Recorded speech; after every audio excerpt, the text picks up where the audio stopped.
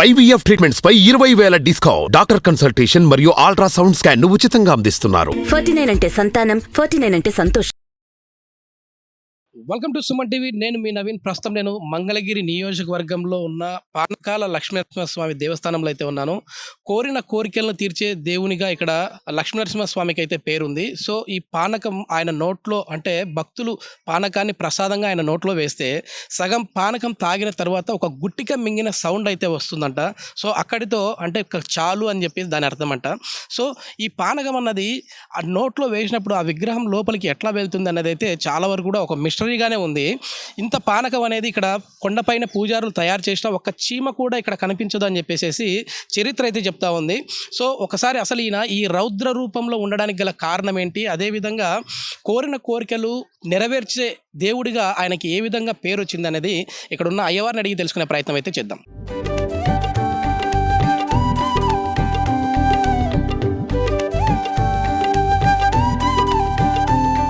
ఇక్కడ మనతో వచ్చేసేసి భక్తులు అయితే ఉన్నారు, వారి మాటల్లో తెలుసుకుందాం. అమ్మ నమస్తే. అమ్మ మీరు ఎన్ని సంవత్సరాల నుంచి వస్తా ఉన్నారు?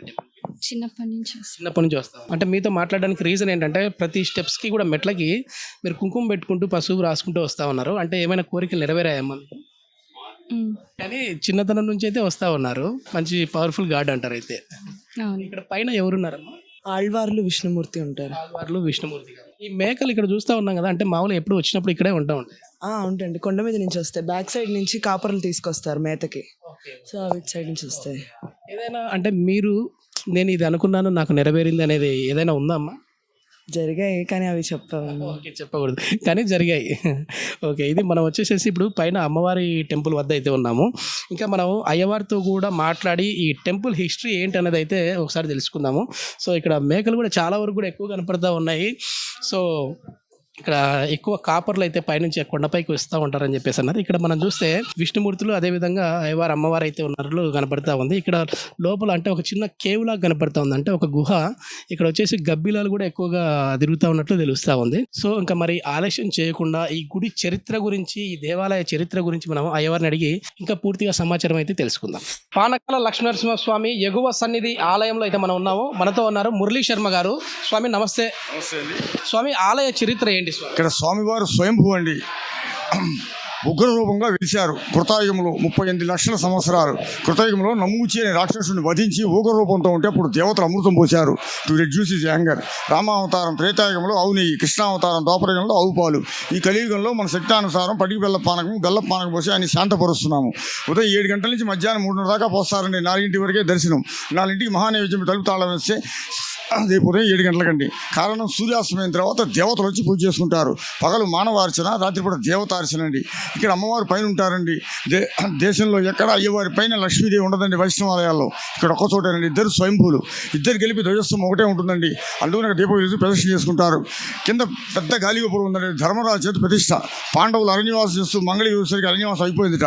స్వామివారు ఇక్కడ ఉన్నారు, అమ్మవారు పైన ఉన్నారు, ఇద్దరు విడిగా ఉన్నారని ఇద్దరిని కలిపి అక్కడ ప్రతిష్ట చేసి ధర్మరాజు తమ్ముళ్ళని తీసుకుని ఇక్కడి నుంచి అజ్ఞాతవాసం బయలుదేరారు. మీకు అంతా పానకం పోస్తున్నారు, that much of sweetness is there. లోపల ఒక చీమ ఈగ అనేది ఉండదండి. అదే విశేషమైన ఆశ్చర్యమైన విషయం. స్వామికి ఎందుకు ఇక్కడ పానకం సమర్పిస్తూ ఉంటారు? To reduce his anger we are pouring panakam. కలియుగం, కృతయుగంలో అమృతము, త్రేతాయుగం ఆవు నెయ్యి, ద్వాపరయుగం ఆవు పాలు. ఇప్పుడు మనం పానకం పోస్తున్నాం ఆయన ఒకరు శాంతింపజేయడం కోసం, శాంత టు రెడ్యూస్ హిస్ యాంగర్ అని శాంతపరచడం కోసం. ఎక్కడ చూసినా మామూలుగా లక్ష్మీనరసింహస్వామి విగ్రహాలు మామూలుగా మనం చూస్తూ ఉంటాం, కానీ ఇక్కడ నోరు తెరిచినట్లుగా కనపడతా ఉంది. అంటే ఏంటి అది ఉగ్ర రూపంలో ఉన్నారు అనేసి అర్థం? నోరు ఒక్కటే, కళ్ళు ముక్కు ఆకారం ఉండవు. ఇక్కడ వెలిసింది నోరు ఒక్కటే. ప్రతి ఏకాదశి రేపేనండి ఉదయం 5 గంటలకి ఆ నోటుకున్న కవచం తీసి అభిషేకం చేసి స్వామివారు నోరు చూపిస్తారు. ఇట్స్ కాల్డ్ నిజరూప దర్శనం. ఒక దవడ మీద శంఖం, దవడ మీద చక్రం, లోపల సాలగ్రామం, ఆదిశేష పడక అన్నీ చూడొచ్చండి. It's a miracle. ఉన్న 10-20 మంది లైన్లు ఎంతమంది ఉన్నారు చూసిన తర్వాత మళ్ళీ కవచం పెట్టేస్తారు, మళ్ళీ ఏకాదశికి తీస్తారు. స్వామి అదేవిధంగా ఇక్కడ పానకం నోట్లో వేసినప్పుడు గుటిక మింగిన సౌండ్ వస్తుంది అని చెప్పేసి చాలా మంది చెప్తా ఉన్నారు. నిజంగానే ఆ సౌండ్ వస్తుంది? ఇప్పటికీ వస్తుందండి. ఇదివరకు కరోనా ముందు లోపలికి పంపించేవాళ్ళు, ఇప్పుడు వినపడేది. ఇప్పుడు కరోనా తర్వాత బయట నుంచి బయట దర్శనం వదులుతున్నారు, లోపలికి పర్మిషన్ లేదు. అందుకని అప్పటికి కూడా ఆ సౌండ్ వినొచ్చా అండి? తప్పకుండా వినపడుతుందండి. అది ఎవరు కరోనా టైంలో లోపలికి వెళ్ళేవాళ్ళు గొడగొడ శబ్దం వినపడేది. ఇప్పుడు కరోనా తర్వాత బయట నుంచి దర్శనాన్ని పంపించేస్తున్నారు. పొద్దునే ఒకవేళ ఫస్ట్ అవర్లో రాగలిగితే పిన్ డ్రాప్ సైలెన్స్ ఉంటుంది, అప్పుడు వినొచ్చండి. ఇప్పుడైతే మాకు మామూలుగా విజువల్స్ మన ప్రేక్షకులకి చూపించడానికి అయితే విజువల్స్ చూపించలేమా అండి దేవుని దర్శనాన్ని? ఏం లేదండి, బయట మండపం వరకే వీడియో, ఇన్సైడ్ నాట్ అలౌయింగ్. అంటే కోరిన కోరికలు నెరవేర్చే దేవునిగా ఇక్కడైతే పేరుంది.